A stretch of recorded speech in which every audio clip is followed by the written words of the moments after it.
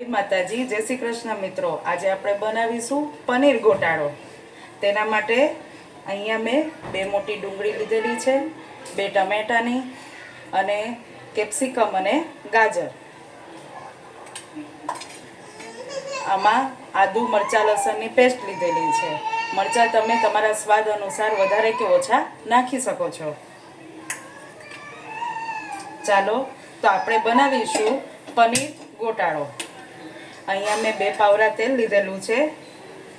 તેલ ગરમ થાય ત્યાં સુધી અહીંયા ગરમ પાણી મૂકેલું છે, તે આપણે આમાં ઉમેરીશું।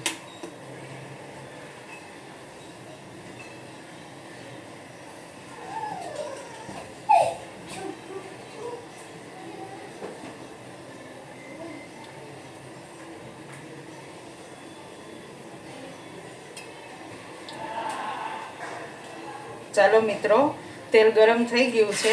હવે તેમાં હિંગ નાખીશું, આદુ મરચાં લસણની પેસ્ટ ઉમેરીશું,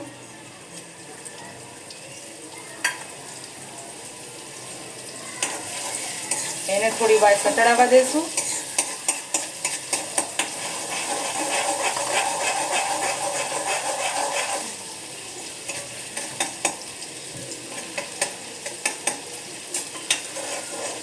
ત્યારબાદ તેમાં ઝીણી સમારેલી ડુંગળી ઉમેરીશું।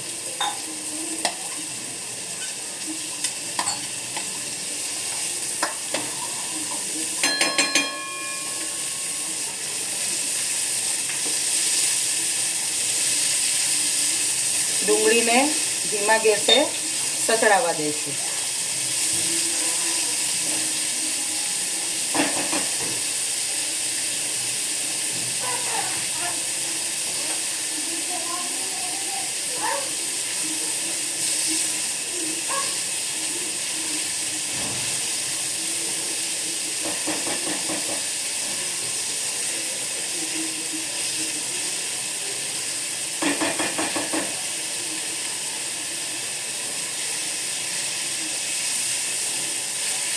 તમે જોઈ શકો છો મિત્રો, ડુંગળી થોડી સતળાઈ ગઈ છે।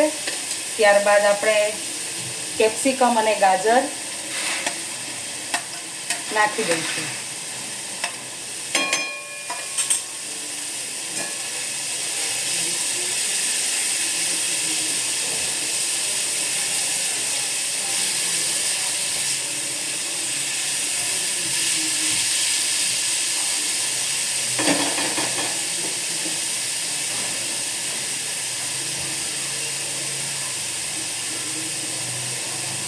આને થોડી વાર સતળાવા દઈશું।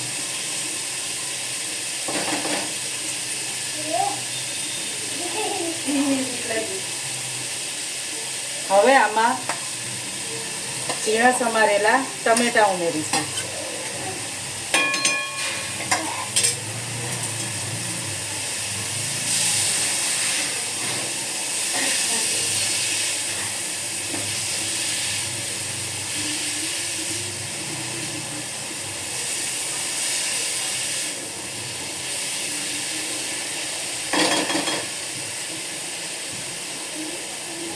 ટમેટાની સાથે જ આમાં હળદર, કશ્મીરી લાલ મરચું, ધાણા જીરું પાવડર અને સ્વાદ અનુસાર નમક નાખીશું।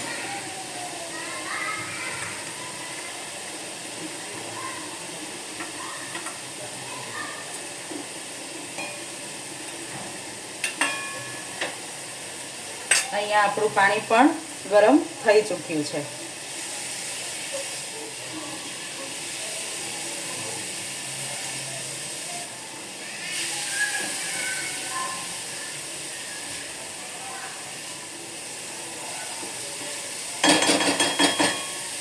મિત્રો, આમાં તેલનું પ્રમાણ ખૂબ જ ઓછું રાખવાનું હોય છે।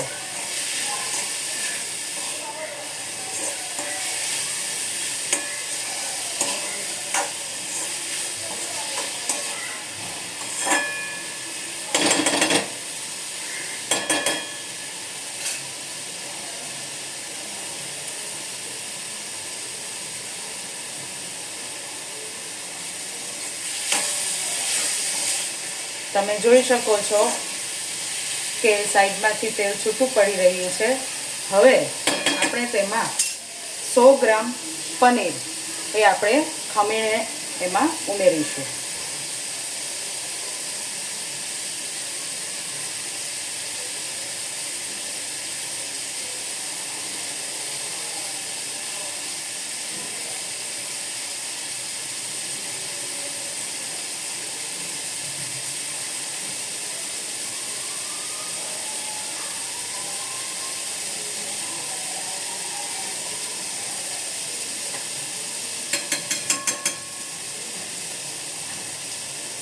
ત્યારબાદ તેમાં ગરમ પાણી ઉમેરીશું.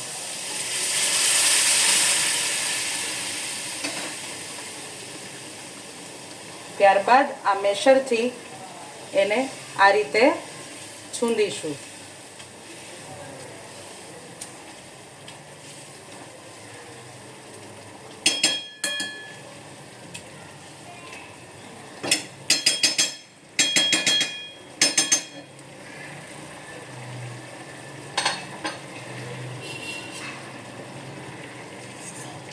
હવે આને થોડી વાર ઉકળવા દઈશું.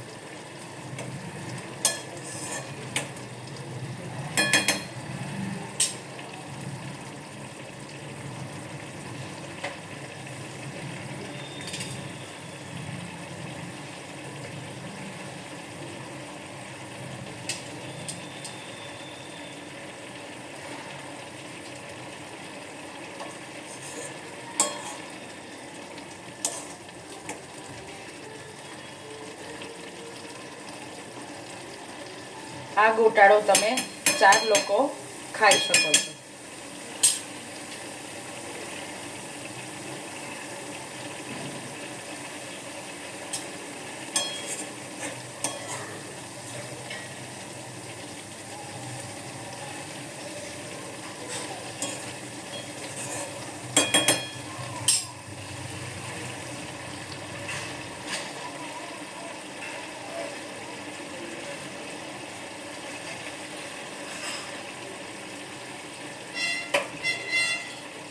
તમે જોઈ શકો છો કે આપણો ગોટાળો ઉકળી ગયો છે. છેલ્લે આપણે ચીઝની ક્યુબ નાખશું. ચીઝની ક્યુબ તમે તમારા હિસાબે વધારે કે ઓછી નાખી શકો છો. જો બાળકોને ભાવતું હોય તો તમે વધારે પણ નાખી શકો છો.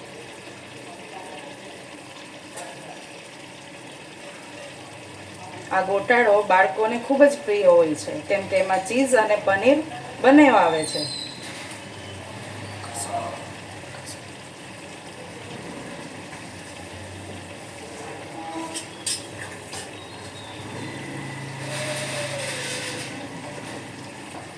તમે જોઈ શકો છો મિત્રો, જોતા જ ખાવાનું મન થઈ જાય એવો ગોટાળો જો તમે બનાવશો તો તમને અને તમારા બાળકોને ખૂબ જ ભાવશે.